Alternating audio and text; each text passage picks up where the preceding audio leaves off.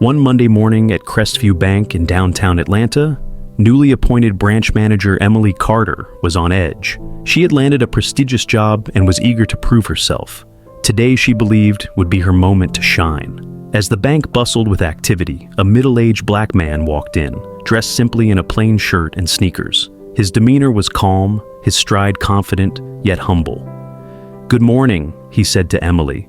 "I'd like to deposit a large sum of money into my account." Emily gave him a quick once-over, her brow furrowing. "We'll need to verify your account first," she said curtly. "Of course," the man replied politely, handing over his account details. Emily glanced at the screen and froze momentarily. She leaned closer to the monitor, her tone growing sharper. "Are you sure these details are correct?" "They are," the man said calmly. "And I should mention, the deposit is substantial, $300 million. Emily's eyes narrowed, and she leaned back, crossing her arms. "Listen, sir," she said with a condescending smirk. "We don't tolerate scams here. If this is some kind of joke, I suggest you leave before I call security." The man's expression remained composed. "This is no joke. Perhaps you'd like to see my business card," he offered, opening his briefcase. Emily waved her hand dismissively. "There's no need. Scammers always carry fake business cards. You can't fool me. Do you think I don't know how this works?" Whispers filled the room as customers and employees began to watch the scene unfold. "I'm not trying to fool you," the man said firmly. "I'd just like to conduct my business. There's no need for this hostility." Emily let out a sarcastic laugh, pointing a finger at him. "Look at you, someone like you, walking in here, claiming to have $300 million? Do you think anyone would believe that? Get out of here."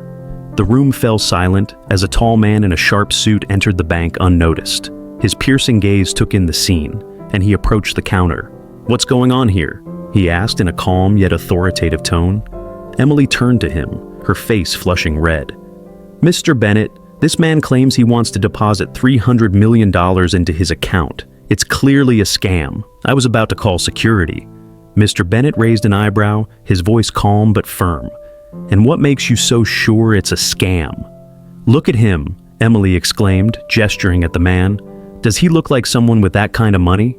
Mr. Bennett turned to the man, and recognition dawned on his face. "Mr. Williams," he said warmly. "It's been a while. Good to see you." "Likewise, Mr. Bennett," the man replied with a small smile. Emily blinked in disbelief. "You know him?" she asked. "Of course I do," Mr. Bennett said, turning to the crowd. "Ladies and gentlemen, meet James Williams, the founder of Williams Enterprises and our bank's largest investor." Emily's face went pale. But, she stammered. "Let me make one thing clear," Mr. Bennett said sharply. "Mr. Williams isn't just a client. His investments are the reason this bank survived the last financial crisis. Without him, none of us would be here today." Emily opened her mouth to respond, but no words came out. Mr. Williams spoke up, his tone calm but firm. "I was hoping to keep this visit low profile, but it seems that's no longer an option." Mr. Bennett turned back to Emily, his expression stern. "Your behavior is unacceptable. You've been here for barely 2 weeks, and this is how you treat our clients? You're fired. Clear out your desk immediately." Tears welled up in Emily's eyes as she stood frozen, humiliation washing over her. She turned to leave when Mr. Williams held up a hand. "Wait," he said gently. Everyone turned to him in surprise. "Mr. Bennett," he continued, "I appreciate how you handled the situation, but I believe firing her isn't the answer.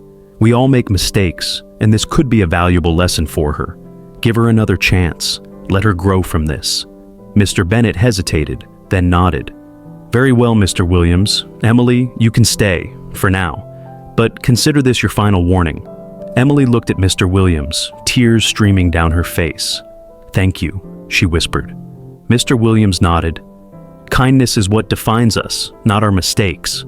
As Mr. Williams was escorted to a private office to complete his deposit, the remaining customers and employees couldn't stop talking about what had just happened. The lesson was clear.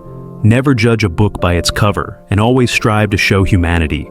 Wallace nodded quickly. "You're absolutely right." The officers muttered half-hearted apologies before retreating, their faces pale with embarrassment. The crowd, now dispersing, murmured in agreement with Rachel's words. As Rachel turned to her kids, Ethan smiled up at her. "You didn't let them push us around," he said proudly. Rachel hugged both her children. "Let's go, sweethearts," she said. "Our vacation isn't over yet." As they walked away, Rachel felt a sense of triumph, not just for herself, but for standing up for her kids. This was a lesson she knew they wouldn't forget.